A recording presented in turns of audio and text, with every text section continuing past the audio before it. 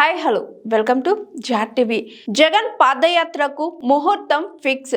ఏలూరులో పార్టీ కార్యకర్తలతో నిర్వహించిన సమావేశంలో మాజీ ముఖ్యమంత్రి వైఎస్ జగన్మోహన్ రెడ్డి పాదయాత్రకు సంబంధించి కీలక ప్రకటన చేశారు.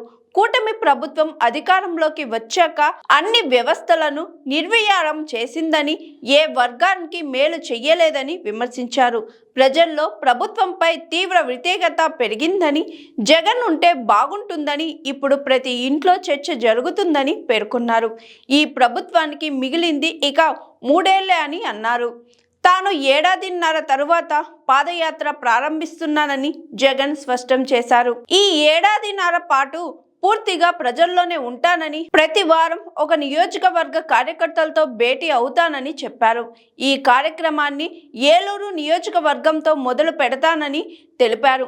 చంద్రబాబు పాలన మొత్తం అబద్ధాలు, మోసాలేనని ఆరోపించిన జగన్ ప్రశ్నిస్తే కేసులు పెట్టి వేధిస్తున్నారని మండిపడ్డారు. రెడ్ బుక్ రాజ్యాంగంతో ఎవరినైనా ఎలా కావాలంటే అలా వ్యవహరిస్తున్నారని విమర్శించారు.